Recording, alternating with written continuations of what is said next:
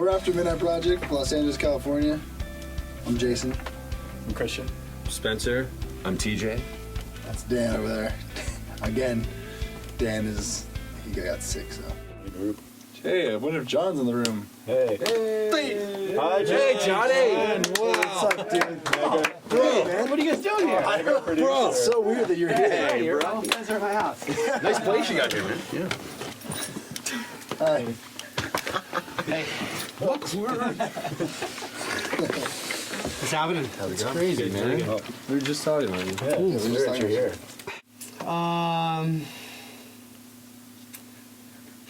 That's a tough one.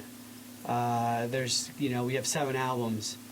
So, I mean, San Simeon is I wrote this, first time I ever went there, I wrote the song about sort of the escaping sort of vibe and, the elephant seals and just the whole kind of like getting away from like life, and that song's probably my favorite live song to play, and it was probably one of my favorite songs to record, but I mean, probably the first song I ever wrote about my wife on our second album, If Only, was probably my favorite Goldfinger song, only because I'd written the song and recorded it like literally 3 hours after I wrote it, which doesn't happen that often. A lot of times you write a song and then like the year later or even on your first album, you've written a song when you were like 13 and it makes your album when it's you're hard 23. to tap back into it, like what you're feeling. Yeah, it's hard to do. Right there, wow. It's hard to do that. So If Only was probably my favorite song because I was so in the moment. It just felt like, and I was like, begging, kind of, pleading with my wife to like, move out here and all the stuff that we're kind of going through then. And so yeah, that's cool. That's probably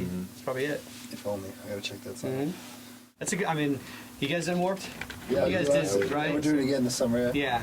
Yeah. I love Warped Tour and the fact that I get to see a bunch of great bands and kind of get to be part of a, kind of a musical circus act, a touring kind of, I love that element to it. But man, it is, it's fucking hot. I remember last time we did Warped Tour, and I guess that was 2001 or something, and we were in Boston. It was like 100% humidity. It was probably like 110 that day, and it's just like, man, it's hard to like put on a real show sometimes, and just the dirt boogers and just like the I don't know, it's gnarly. You're but never clean. Like you're always just like your fingernails and Always just I'm sure we'll do like some shows in the future. I don't think we'll ever do a complete like Warped Tour again.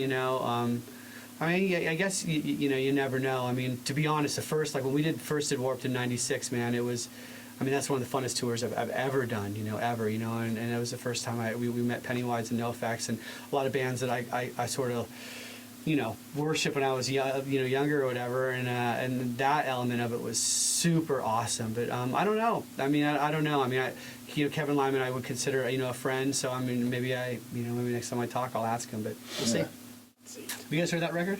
Yeah. Yeah. Yeah. What do you guys think? I think it's awesome. Yeah. Yeah. Well, how many songs did you hear? Probably about 5, maybe. Yeah. Yeah. 4 or 5. Yeah.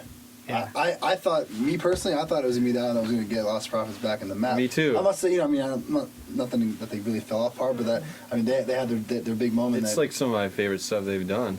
Yeah, me too. That's what It's I like thought. really intense. I was pretty shocked actually Yeah. when I heard. So, is it just you can't really talk about what happened? No. I mean, to be honest, there's a lot of political stuff happened within the band. Their American label let them go when we were kind of in the middle of it, and they were like heartbroken. I mean, I could watch it in their faces. I could watch the heartbreak, and by the time they kind of figured out what they wanted to do, like kind of 3 or 4 months after, they just decided to kind of finish the record on their own. And I mean, I don't know what's going to happen. My gut is they're going to. Their bass player is producing their album, and they're gonna release that in the UK and do that. But I mean, I had an amazing time, and hopefully someday what we did together will come out. I don't know. I mean, it was kind of a real political thing, and but I really had a great time working with those guys. It was really good, and I thought it was different than anything you've done too. Even just like the guitar tones were so different. It was like, I thought it was great, man. I was shocked when I heard they weren't gonna. Thanks. Yeah, it was really good. Every band has their course, and it's. We should throw one on our album and pretend it's us. That one with the big drum war song kind of thing. You'll never know. Foxy Shazam, next band I'm producing. Yeah. When I get back from Australia. Foxy Shazam is. Yeah, Jason actually sang on one of the songs that we got them signed to, so Sweet. we can sing more. But yeah. And Danny, you played drums. Danny played drums. Yeah, on the demo. Well, it'll probably turn into the record, but Cool. Yeah, that's my next thing. That's awesome. Yeah, the name of the album is Let's Build Something to Break, and we're looking to put it out in May or June of '09. And we're going to be touring all year. We're doing Warped Tour this summer, and we're going on tour right now with Karate High School and Watch Out Their Ghosts.